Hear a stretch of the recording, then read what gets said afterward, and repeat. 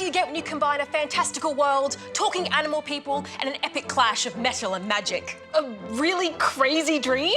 Very close. You get Ni No Kuni 2, Revenant Kingdom. The preparations are complete. Excellent. Then let us begin.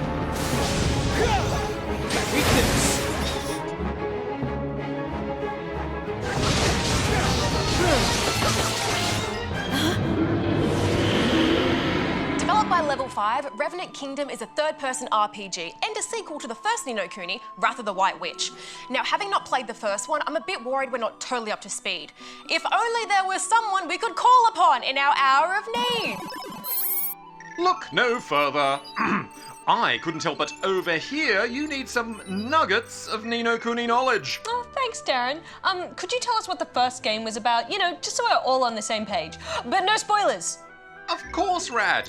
In Ni No Kuni, Wrath of the White Witch, you played as a kind, gentle young boy named Oliver, who journeys to a magical land called the Other World. With the help of his friends and familiars, he fights to restore the hearts of the citizens. It was a beautiful tale of courage, loss, and acceptance, with some tricky turn-based style combat. I recall Hex and Barjo rating it quite highly. Oh, thanks, Darren. In this sequel, things kick off with a bang. When a catastrophic event sees the president, a man named Roland, transported to the kingdom of Ding Dong Dell, where he meets a young boy named Evan. Who are you? Evan is a Grimalkin, part human, part cat, who's about to be crowned king. Until a coup forces him and Roland to flee. So basically, everyone's having a pretty bad day.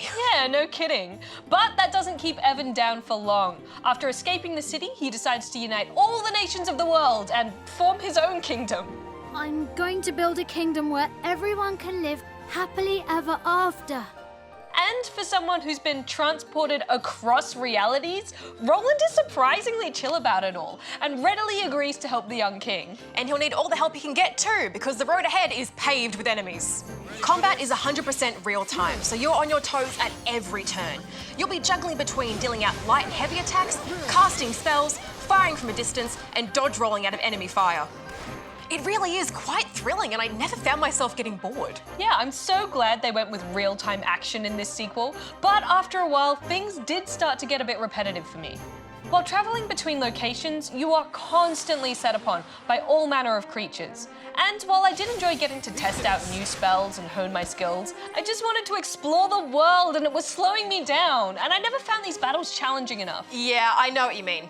I breezed through a lot of earlier stages just by going to town on heavy attacks and spells, most of which knocked out enemies my rank or lower in a few seconds. I just don't think they got that difficulty balance right. Thankfully, there are some optional super tough enemies to test your skills. Oh, yep. Across the map, you'll find tainted monsters. These are creatures infected by evil, and they are much tougher than regular enemies. Defeating one will earn you a higher bounty and better loot, but these fights are not to be taken lightly. As I found out pretty quickly. Sorry. In between fighting beasties, you'll be building and running the Kingdom of Evermore. This will be your base of operations as you grow from a small encampment to a town and soon a united kingdom.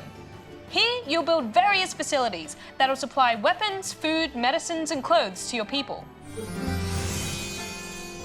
I had a lot of fun managing my little community and picking out who would be best suited where, and then watching them rake in all that sweet, sweet coin.